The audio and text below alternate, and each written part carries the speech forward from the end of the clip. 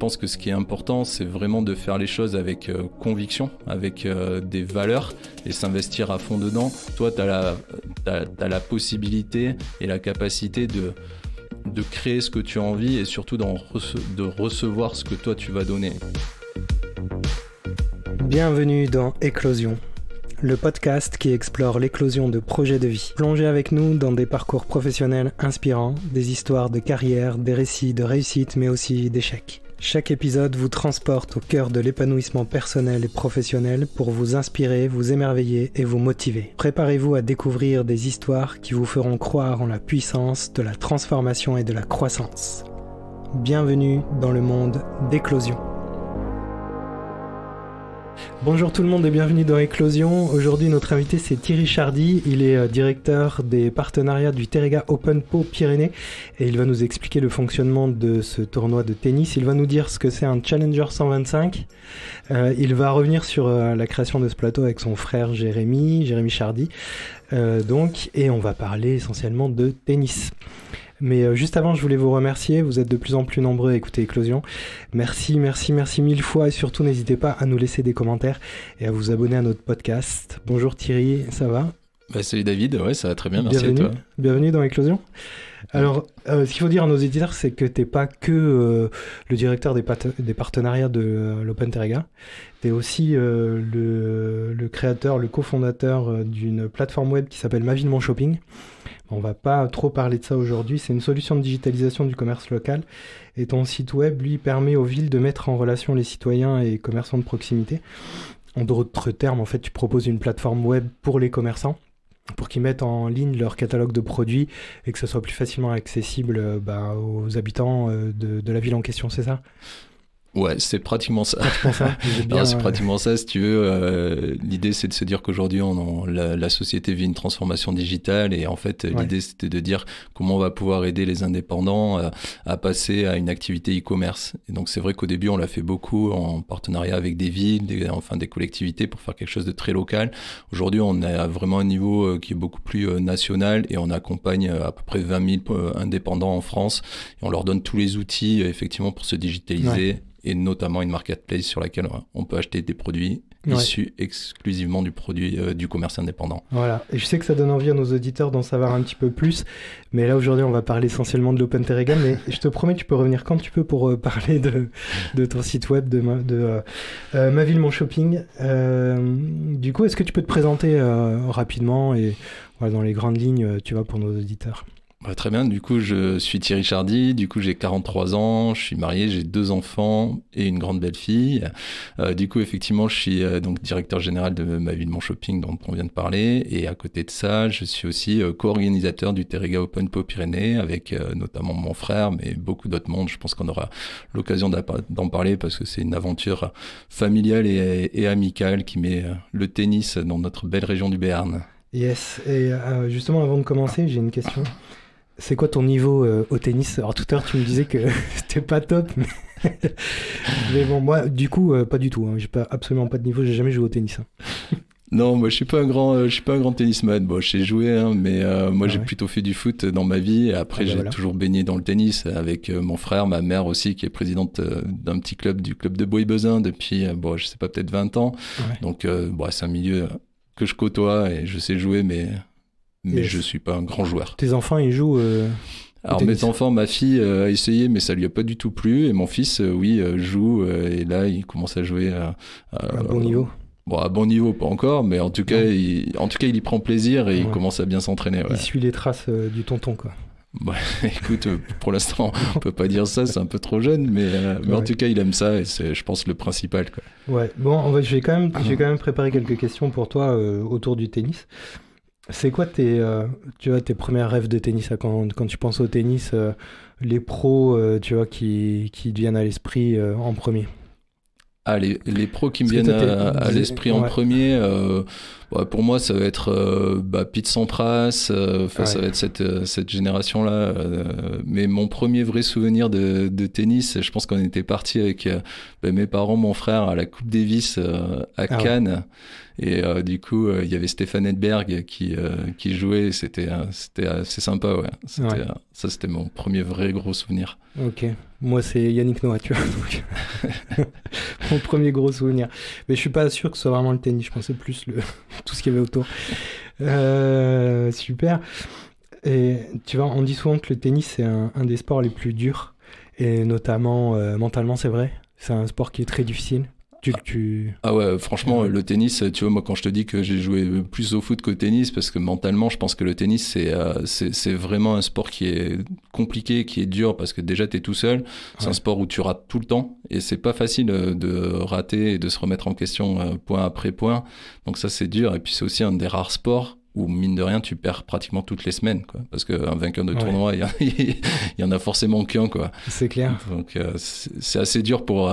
tu vois, là, il faut une grosse remise en question et une grosse confiance. Et du coup, moi, je suis vraiment admiratif parce que dans les points décisifs et tout le long, il faut mentalement être très, très solide, quoi.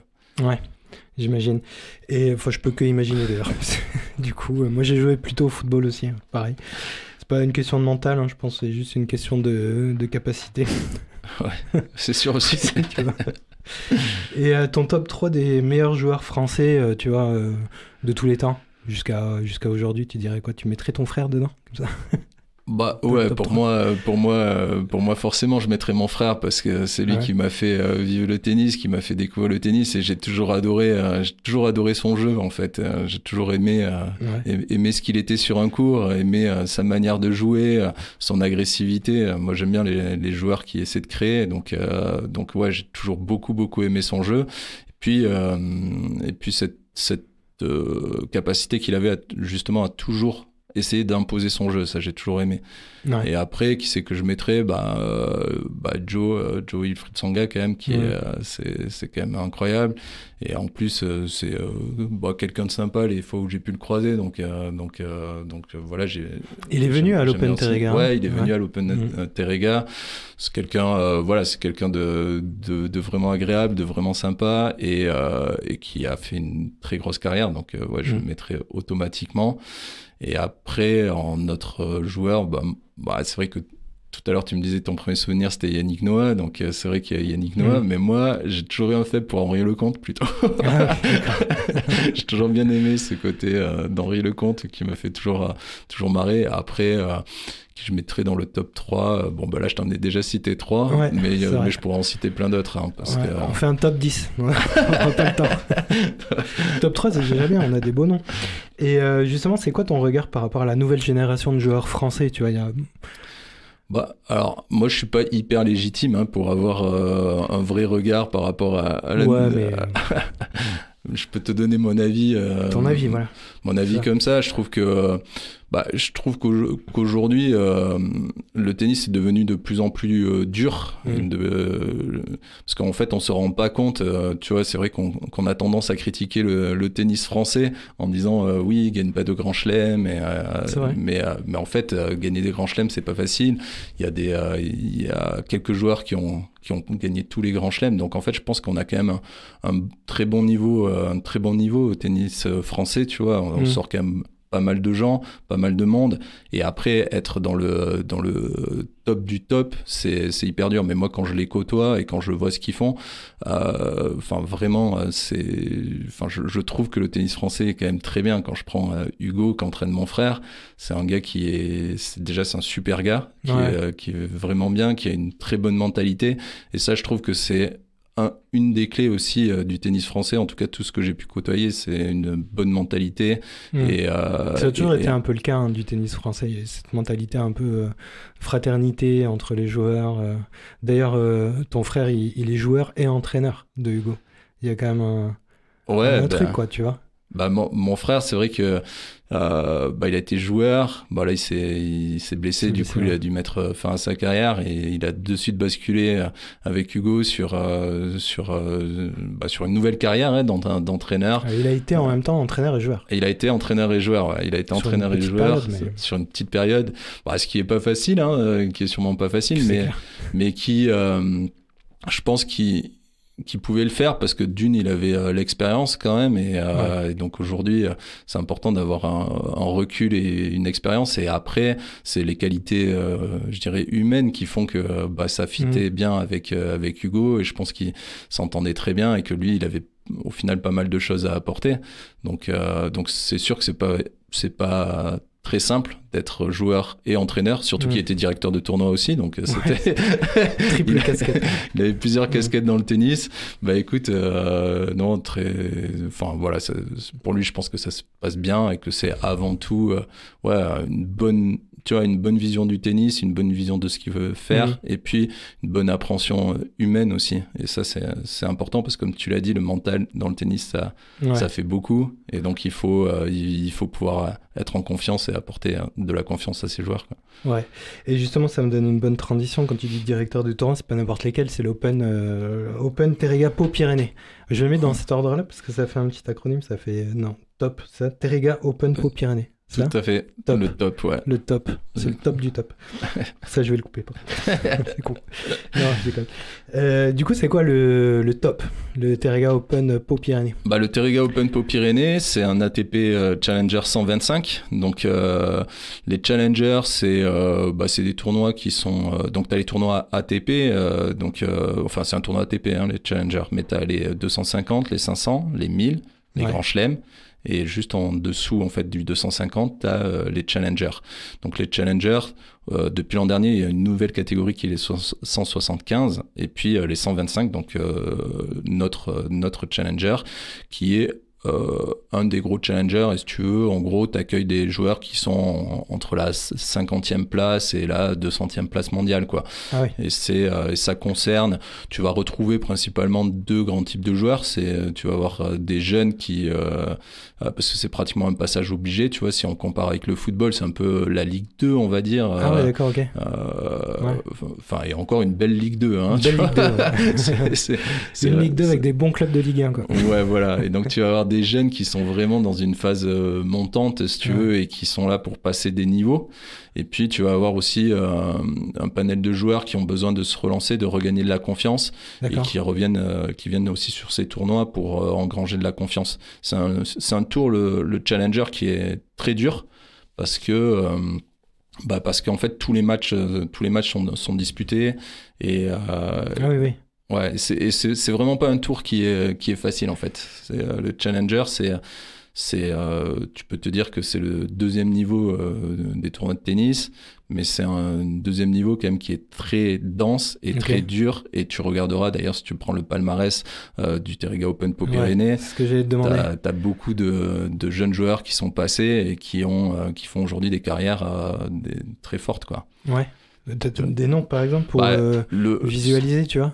Le plus gros, c'est Holger Rune, qui, quand il est venu, je sais même pas s'il était top 100, et il a fini l'année top 10. Il a gagné le... Non, avait perdu, je crois qu'il avait perdu en quart. Parce qu'en plus, celui qui gagne, il a un sacré prix à la fin, quand même, non? Je crois que c'est quelque chose comme 20 000 euros ou... Ouais, c'est ça, ouais. C'est ça.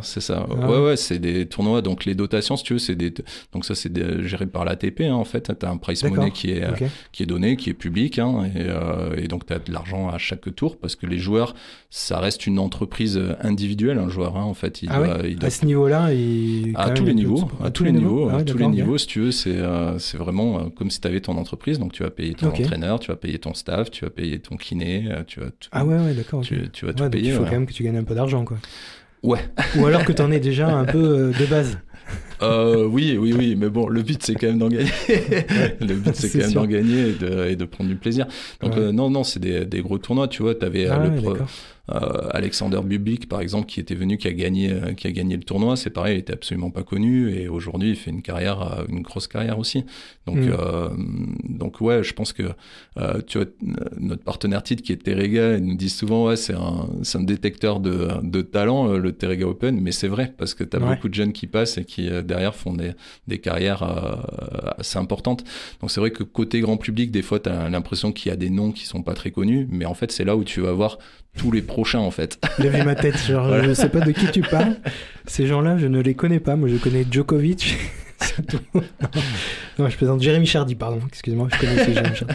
Et du coup, cette année, tu vois des jeunes qui vont en sortir du lot un petit peu, ou des Français peut-être? Alors, des jeunes Français, ouais, des Français. Cette année, le tableau, il est quand même, il est vraiment dense. Il est fort. C'est un tableau qui est assez dense et assez fort, parce que t'as pas mal d'anciens top 20, même d'anciens top 50. Donc, tu vois, dedans, tu vas avoir Benoît Paire, t'as Kyle Edmund, tu vois, qui était 10e, t'as Yodaris, t'as qui c'est que t'as, t'as Lucas Pouille, tu vois, Lucas Pouille qui était top 10 aussi. Donc, t'as tous ces joueurs qui sont là et qui reviennent et qui vont être bons. Et qui sont bons, hein, d'ailleurs, qui sont bons et qui ont des chances de continuer à performer, performer. Et puis t'as quelques jeunes qui arrivent et qui vont aussi sûrement performer. Tu vois, là, Jérémy me parle souvent d'un petit Croate qui s'appelle Dimo Primzic, et qui a perdu en 4-7 à l'Open d'Australie contre Djokovic, et qui risque d'être un futur très bon joueur, quoi, qui est très jeune. Mais en tout cas, voilà, en tout cas, le tableau sera beau, et je pense qu'on aura, on a l'équipe de France de Coupe Davis qui est, la dernière, hein, qui est présente. Ouais, parce que la dernière sélection, tu avais Arthur Rinderberg et Quentin Alice, et les deux seront présents à l'Open, ouais. Okay. Donc ouais, super. On a un tableau qui est assez dense et qui est assez sympa, ouais. Alors sur le fonctionnement du tournoi, alors ce qu'il faut dire à nos auditeurs, c'est que les matchs sont gratuits, je crois, c'est ça, jusqu'à la finale. Alors pas jusqu'à la finale. Explique-nous. Est-ce que je vais faire venir tout le monde gratuitement? Ouais, tu peux, parce que c'est vraiment une volonté qu'on a eue en créant ce tournoi, c'est vraiment de donner accès au plus grand nombre à du tennis de qualité. Donc en fait, on a fait un tournoi qui est effectivement gratuit du lundi au samedi. Enfin, au vendredi. Et ça débute quand? Ça commence. On le mettra certainement en commentaire, mais. Ouais, il y a dimanche, mais le tableau principal commence lundi. D'accord. Et du coup. Lundi 19 février. 19 février. Ok. Si t'arrives le 2, c'est trop tard. Mettez dans vos agendas lundi 19 février. Ouais, lundi 19 février au Palais des Sports de Pau. Ouais. Okay. Au Palais des Sports de Pau. Et donc du coup, c'est gratuit jusqu'au vendredi. Ouais. Et après, t'as les demi le samedi et la finale le dimanche. Donc c'est les demi et la finale qui sont payantes. Ouais. Voilà, t'as une billetterie en ligne. Tu peux acheter tes places, voilà. Donc super plateau, il faut pas hésiter à y aller, parce que c'est un événement quand même sur Pau et même dans le Béarn. C'est un événement même, vous avez des gens qui viennent de Nouvelle-Aquitaine, de partout du monde, et c'est un événement européen aussi, puisqu'il y a des joueurs qui viennent de partout en Europe. C'est un événement même international, hein, à partir du moment où c'est l'ATP, si tu veux, c'est ça. Tu vois, Lyodaris, il est d'Afrique du Sud, donc... Exactement. Donc t'as des joueurs de partout, et en termes de public, c'est vrai que le tennis... Dans le sud-ouest, c'est un des gros événements tennistiques du sud-ouest, parce que tu as le tournoi de Primrose à Bordeaux et le Challenger de Pau, quoi. Et le Challenger de Pau. Voilà, donc on a la chance d'avoir ça à Pau, il faut y aller quand même, parce que c'est bien, c'est super. Et justement, comment est née l'idée de créer ce tournoi? C'est quoi la genèse du tournoi? La genèse du tournoi, en fait, Jérémy fait sa carrière, hein, donc c'est un sport individuel, le tennis, donc lui, il avait fait le choix, tu vois, depuis petit, de rester dans le Béarn, donc ce qui était quand même un choix assez particulier, parce que tu vois, dans le tennis, ça se passe pas exactement comme ça. Lui, il a continué à s'entraîner ici et à travailler ici, sauf qu'après, forcément, tu étais obligé de partir, parce que tu vas dans des grandes villes, quoi. Voilà, tu vas dans Paris, j'imagine. Bordeaux, je sais pas. Ah ouais, non, tu vas plutôt à l'international, quoi, ah en ouais, fait. Carrément. Tu fais Paris, les États-Unis, l'Australie, okay. et puis l'Europe, en fait. Ah, et oui, donc, tu vas là où il y a des tournois. Et du coup, lui, il avait vraiment envie, si tu veux, de pouvoir démocratiser et repopulariser le tennis dans sa région, parce que c'est là où il a grandi, et donc de rendre un peu à la région ce que la région a pu lui donner aussi. Et il avait cette volonté de créer quelque chose sur Pau, dans sa ville, et plus largement dans le Béarn, hein, son fief, montrer qu'il avait quand même ces racines-là, et puis permettre aux jeunes, en fait, de découvrir le tennis de haut niveau, et puis de leur donner envie de jouer, quoi, parce que c'est un super sport. Toi, dès le démarrage, t'es associé au projet ? Oui, parce qu'en fait, il m'a posé la question au début pour savoir si ce que j'en pensais, et si j'étais prêt à. Tu l'as dit non, c'est une mauvaise idée, Jérémy, arrête. Non, ouais. Moi, je lui ai dit forcément que c'était une super idée, que c'était vraiment quelque chose de cool à faire. Alors après, c'est un gros travail, parce que si tu veux monter un tournoi ATP de toutes pièces, ça se fait pas comme ça. Mais il y a un cahier des charges respecté. Il y a. Ah oui. L'ATP nous donne un joli cahier des charges à respecter, mais ce qui est logique, hein, c'est leur marque, et puis il faut, il y a un certain niveau un niveau à la fois pour les cours, pour les joueurs, et puis un peu pour tout, quoi, pour les partenaires. Donc en fait, on est noté tous les ans, tu vois, faut le savoir. Ah oui. Mais il y a des mecs qui viennent chaque année pendant l'Open ou pendant l'Open et qui disent c'est top, on continue l'année prochaine. Vous y allez ? Alors, en tout cas, oui, tout est regardé, tu vois, c'est un peu comme un audit. Hein, Ah ouais, d'accord, ok. Ça, je sais pas si je peux le dire, mais... Ah, tu vois. Bon, écoute, on va arrêter là. Tu devrais non, ok, d'accord, mais c'est sérieux. Pour dire aux gens, c'est quand même quelque chose de très sérieux. Ah ouais, non, c'est quelque chose de très sérieux. C'est effectivement pas le tournoi. C'est un gros tournoi. Ouais, c'est un vrai tournoi avec toutes les règles ATP. Tu peux pas construire un tournoi, si tu veux, ATP comme ça, de ta propre initiative. Il faut déjà que tu aies une date, parce qu'il faut que ça rentre dans le calendrier. Donc, t'es pas maître de la date que tu vas choisir, donc tu te positionnes sur des dates qui peuvent... Le calendrier qui a dû être bousculé cette année, non, avec les JO. Ouais, ça a été bousculé d'une semaine, en fait. Une semaine, voilà. Ça va, petit bousculage. C'est pas un gros bousculage, ok, ça marche. Voilà. Une fois, ça a été vraiment bousculé, tu sais, on l'avait fait en novembre, pendant le Covid, en fait. Pendant le Covid, ouais. En novembre, à la place de mars, quoi. Normalement c'est toujours la dernière semaine de février, tu vois, et là c'est la semaine du 19 au 24, d'habitude c'est la semaine d'avant, c'est la semaine de près. C'est mieux en mars ou en novembre? C'est mieux en mars ou en novembre. Alors, question qui nécessite aucune réponse. Non, mais en fait, c'est une question qui est, au final, qui est assez intéressante, parce que, si tu veux, l'ATP, le Tour, ça marche un peu en circuit, tu vois, pour les joueurs. Ah oui, donc, ils vont d'endroit en endroit. Donc, effectivement, si toi, tu as une date qui est totalement à l'opposé d'où ils jouent, c'est compliqué de les faire venir, tu vois. Si, je te prends un exemple, tu vois, par exemple, en début d'année, ils sont tous en Australie parce qu'il y a l'Open d'Australie. Mais oui. Donc, ils sont tous dans ce coin-là. Si toi, tu as ta date à ce moment-là, forcément, tous ceux qui sont compliqué, quoi. Voilà, tu les as pas, quoi. Non, tu les as pas, non. Donc, c'est vrai que la date, elle est importante, finalement. Donc, la date, elle est importante. Et puis, tu as la date, tu vois, nous, c'est un tournoi indoor sur dur. Ouais. Donc il faut que ça s'accorde aussi avec le reste. Avec le reste de l'organisation du Palais des Sports. Alors avec le reste de l'organisation du Palais, mais aussi avec la tournée des joueurs. Tu vois, en ce moment, là, tu avais Marseille la semaine dernière, c'est pareil, c'est du dur intérieur. Rotterdam, c'est la même chose. Et en fait, c'est les surfaces, c'est les joueurs. T'as des périodes, tu vois, tu vas jouer sur dur, après là tu vas avoir la saison de terre, après tu vas avoir le gazon, voilà, donc en fait ils essaient de garder les mêmes surfaces. Ah oui, d'accord, ok. Pour éviter peut-être des blessures ou... Parce que tu joues pas exactement pareil, donc après c'est des zones de transition, et si tu veux, t'es obligé de rester, enfin tu vas t'entraîner sur une même surface, tu vois, et tu vas jouer dans ce sens-là. Ok. Voilà. Ok, c'est un peu complexe quand même, non, d'organiser un tournoi comme ça. C'est la 6e édition, là, cette année ? C'est la 6e édition, ouais. C'est quoi les défis, genre, vous avez eu des gros défis à relever depuis ces 6 éditions ? Le plus gros défi ?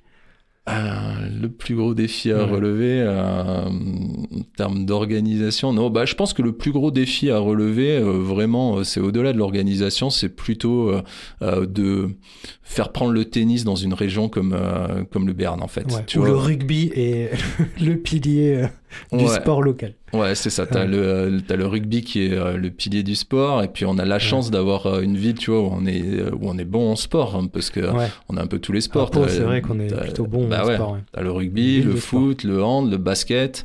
Ouais. Et le tennis doit trouver sa petite place. Et le tennis doit trouver sa place. Tu vois, il faut qu'on arrive à le communiquer. Comme tu dis, le tennis, c'est à la fois un sport qui est très connu et à la fois assez méconnu. Parce que on va dire, les gens regardent Roland Garros et donc ils connaissent les 15 premiers joueurs mondiaux, et du coup des fois c'est un peu compliqué, ils se disent que le niveau va pas être élevé, alors que c'est tellement marrant quand tu compares aux autres sports. Tu te dis, le gars qui est 50e joueur mondial au foot, il est dans la liste du Ballon d'Or, quoi. Ouais, c'est clair. Mais c'est ce que je te disais tout à l'heure dans le podcast de Tony Parker, là, quand il interviewe mon fils, il dit, en fait, quand t'es 150e français, tu vois, t'es nul. Globalement, les gens, ils vont dire, ouais, il est nul. Mais le problème, c'est que quand tu joues à la NBA, quand tu joues à la NBA, tu vois, je disais, il y a X nombre de joueurs, en fait, il y en a plus que 150, mais t'es dans la NBA, quoi. Donc, t'es le meilleur. Et au tennis, en fait, quand t'es 150e, t'es pas bon. Alors qu'en fait, tu fais partie de l'élite, quoi, en gros. Ah, complètement, si tu veux. Et c'est vrai que ça, côté grand public, c'est assez... des fois, c'est assez dur de se rendre compte que, en fait, le tennis, mondialement, il y en a un qui est le premier, forcément, tu vois, c'est pas... Oui. et du coup, celui qui est 100e, il est loin d'être mauvais, quoi. C'est le 100e meilleur joueur du monde, quoi. Ouais. Ce qui est quand même, monstrueux. Il y a des centaines de milliers de joueurs, quoi. Et ça, des fois, c'est vrai qu'on s'en aperçoit pas. Et tu vois, tout à l'heure, tu me posais la question sur le tennis français, et c'est... moi, je l'ai toujours vécu comme une injustice. Je sais pas si les joueurs le vivent comme ça, mais en tout cas, moi, j'ai trouvé ça hyper injuste quand tu lis les commentaires. T'as envie de dire, mais les gars, tu fais quart de finale en Grand Chelem, c'est incroyable. Alors oui, t'as 7 joueurs qui vont être meilleurs que toi, ou 6 joueurs qui vont être meilleurs que toi sur la semaine. Mais il n'empêche que c'est monstrueux, et quand tu lis, oh là là, le résultat il est mauvais, c'est ingrat, quoi. Avec tous les efforts que t'as fait. Alors mentalement, il faut être fort sur le terrain, et il faut être fort en extérieur, quoi. En dehors du terrain. En dehors du terrain, je sais... Très sincèrement, je sais même pas comment ils font pour le gérer. Je pense qu'ils le gèrent pas tous de la même manière. Mais oui, moi je trouve ça très très compliqué. Tu vois, quand je prends mon frère. Moi je suis que son frère, je le vis de l'extérieur, mais c'est vrai que quand tu vois les commentaires qu'il y avait sur lui, tu dis, c'est incroyable. Il passe 3 tours en Grand Chelem, et en commentaire t'as Chardy, c'est fini comme d'habitude. Et en fait tu te dis, mais comment c'est possible, quoi? Comment c'est possible d'avoir ce... C'est vrai. Je devrais dire, il a fait de son mieux, il est arrivé jusque là, c'est génial, et en fait non. Ouais, t'as des fois la performance qui est un peu... ça doit être dur, Enfin, on la voit pas trop, quoi. Mais bon, je pense qu'ils ont du recul. Ils prennent du recul, Ils savent. De toute façon, c'est le jeu aussi. Il y en a, comme tu le disais tout à l'heure, il y en a qu'un qui peut être le meilleur, quoi. T'es obligé de prendre du recul. Et des fois, je pense que... C'est un sport individuel. Que même pour la famille, c'est pas facile, quoi, tu vois, d'avoir ce recul-là. Donc, c'est clair. Comment l'Open Terrega contribue à la communauté locale et au développement justement du tennis dans la région? Il y a une vraie contribution? Par exemple, vous faites venir des enfants, des petits clubs, des jeunes qui viennent voir un petit peu les pros? En fait, si tu veux, quand on a créé le tournoi, enfin quand Jérémy a créé le tournoi, moi je ne fais que l'aider, que l'aider dans cette organisation-là. Après, il dit quand même qu'il a une super équipe autour de lui, parce qu'il est pas très souvent là. Donc... Non, mais c'est vrai, pour le coup, il a... Il ne veut pas minimiser ton importance. Hein. Alors c'est pas que la mienne, hein, parce que pour le coup, c'est vrai que ça c'est cool, c'est vraiment une aventure, tu vois, à la fois familiale et à la fois amicale, parce que mes parents qui s'en occupent, ma femme aussi, et puis pas mal d'amis, tu vois. Et puis vous faites tous autre chose à côté aussi. C'est essentiellement des gens qui s'investissent par passion, par passion et par envie de faire quelque chose d'important et de sympa, tu vois, autour du tennis. On peut dire que c'est un tournoi un peu familial. En tout cas, c'est l'esprit qu'on a envie de lui donner, un vrai esprit familial, et même avec, même avec les partenaires qui viennent, je pense qu'on a réussi aujourd'hui en 6 éditions. Une des fiertés qu'on a, c'est quand même que les partenaires sont toujours là et sont de plus en plus contents et adorent l'ambiance, parce que on va dire qu'autour du tournoi, on a 3 grands buts avec Jérémy quand il a été créé le tournoi. C'était avoir une ambiance conviviale, amicale, familiale. Ça, c'était vraiment quelque chose d'important. Je pense qu'on y arrive plutôt bien, même avec, je te dis, même avec les partenaires locaux. Donc ça, c'est quand même hyper cool. Le deuxième, c'était vraiment de pouvoir donner cette attractivité, tu vois, au niveau des jeunes, et donc d'avoir toujours l'occasion de faire participer les jeunes. Donc là-dessus, on fait tous les ans, on a une journée avec les jeunes, donc le mercredi. Cette année, il va y avoir les enfants des écoles de tennis, tu vois, il va même y avoir des enfants qui viennent de la côte basque et tout, en bus. Donc ça va être sympa. On a aussi tous les enfants des centres de loisirs, tu vois, avec l'agglo de Pau.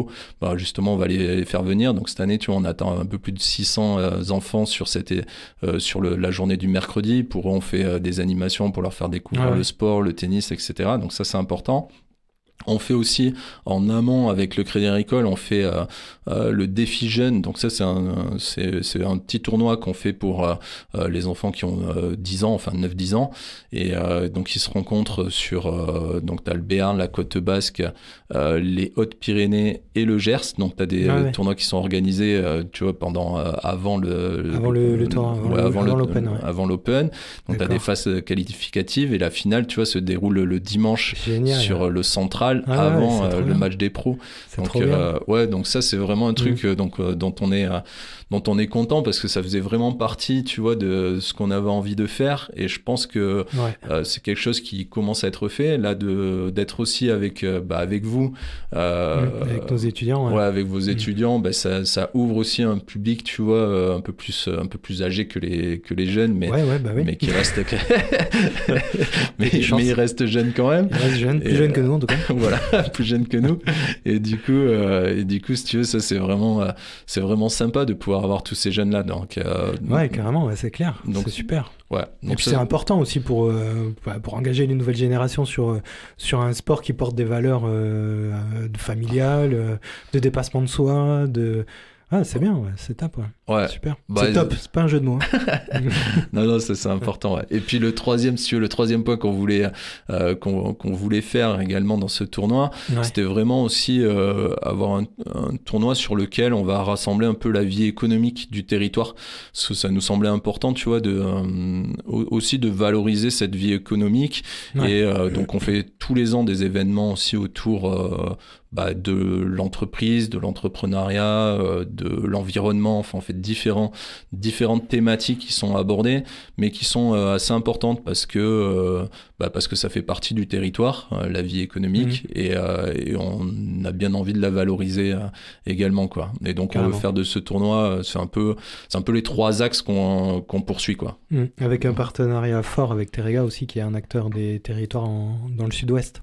Ouais. Donc tout à fait. Là, je pense que ça a été une chance, la rencontre avec Terrega, parce que Terrega, pour le coup, c'est un super partenaire. C'est un super partenaire parce qu'ils ont des vraies valeurs, tu vois. Et en fait, c'est vrai, quand on a voulu créer le tournoi, pour nous, c'était important aussi d'avoir des partenaires qui partageaient les mêmes valeurs. Je pense que pour Terrega, ça a été la même chose. Et c'est vrai qu'on arrive à vraiment bien travailler avec eux.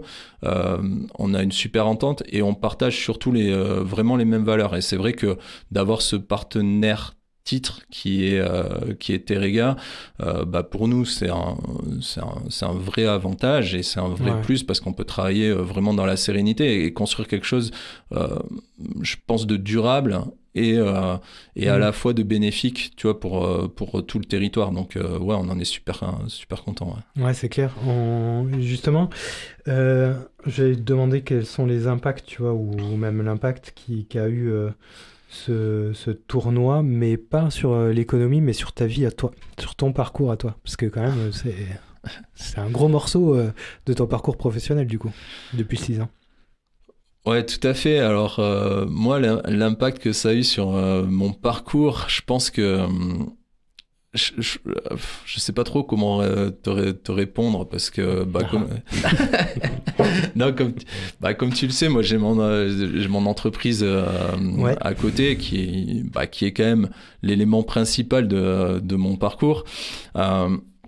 Mais c'est vrai que d'avoir ce tournoi en plus, déjà ça m'a permis de construire quelque chose avec mon frère, ma famille et des amis. Donc ça c'est quand même c'est quand même vraiment sympa. Ça m'a fait aussi découvrir le tennis et l'organisation d'un tournoi comme ça, parce que tu vois, moi je le connaissais juste en tant que spectateur, on va dire. Ouais, jusque là, ouais, bien sûr.